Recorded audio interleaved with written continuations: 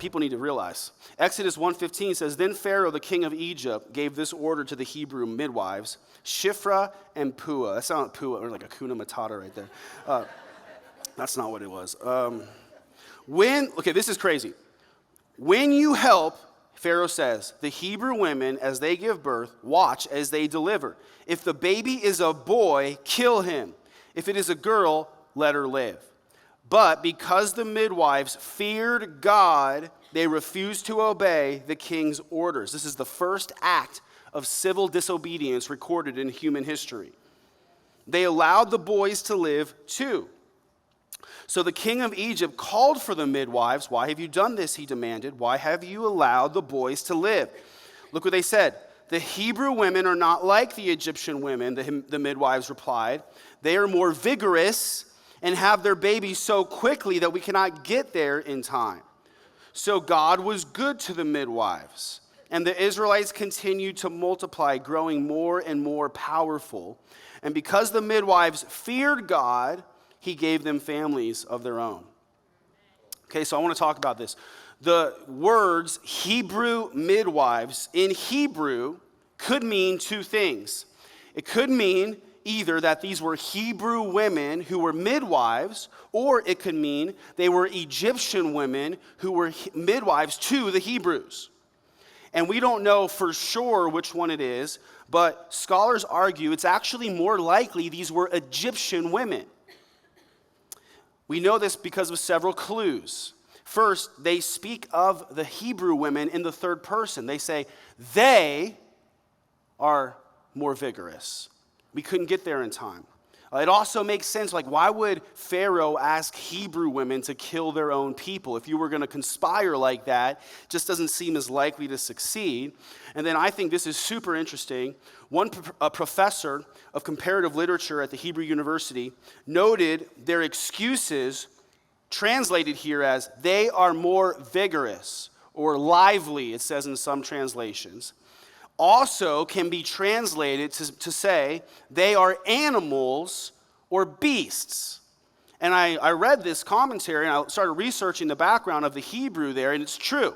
The word there, it says lively, it means lively in Hebrew, and the same root word is used for livestock or beasts of the field. So when these midwives say they are more vigorous or lively, really what they're saying to Pharaoh is they're playing off of Pharaoh's racist view of the enslaved people. And Pharaoh was more willing to believe that these Hebrew people were like animals. And so he was convinced that, unlike the refined women of Egypt who needed assistance from midwives to give birth, these Hebrew women were like animals, and they could just give birth like the animals do out on the field without needing a system. So ironically, it was Pharaoh's racism that enabled him to accept the midwives' lie. And now, how many of you read this story and you hear about the midwives lying to Pharaoh and you immediately think, but I thought it was a sin to lie? Have you ever wondered about that? Well, it is most of the time. But this passage makes it clear that it's not always a sin to lie. I know somebody right now is leaving a negative Google review. Pastor said it's not a sin to lie. Just wait before you send me an email. The 9th commandment doesn't actually say, thou shalt not lie. It says, you shall not bear false witness against your neighbor. Or to say it another way, don't lie in a way that hurts other people. God does not like deception. He doesn't like lying lips, the Bible says. He doesn't like lying in general. That's definitely true. But this passage also makes it clear it's not always immoral to lie when you're lying to evil people in order to save innocent people. Obviously, we think about, just like during World War II, Corrie ten Boom, my wife's reading a book about her now. She was a Christian woman, and she lied to the Nazis to hide and protect the Jewish people from concentration camps. Nazis came around, you got any Jews here? She was like, nope, never seen one. It was a lie. Was it a sin? No, because if she had given over the Jews, they would have been murdered, and that's a greater moral tragedy than lying to an evil person to save an innocent person.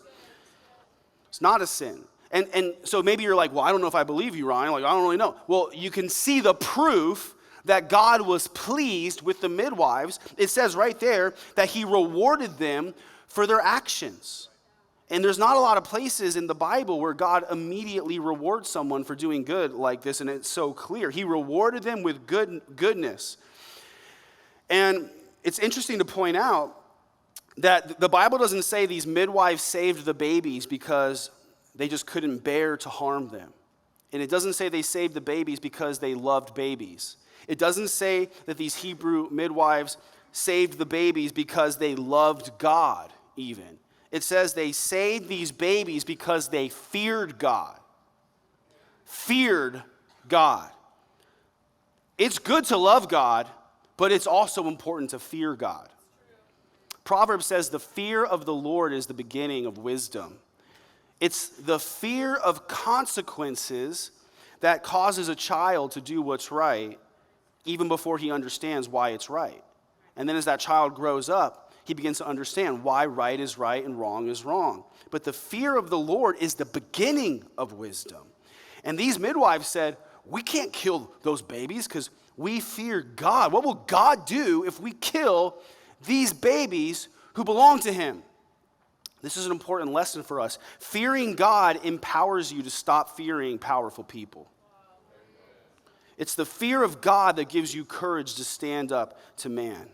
Those who feared God saved the Hebrew babies. And what you'll learn is those who feared Pharaoh helped to drown the Hebrew babies. So you got to ask yourself this question: do you fear God more or man?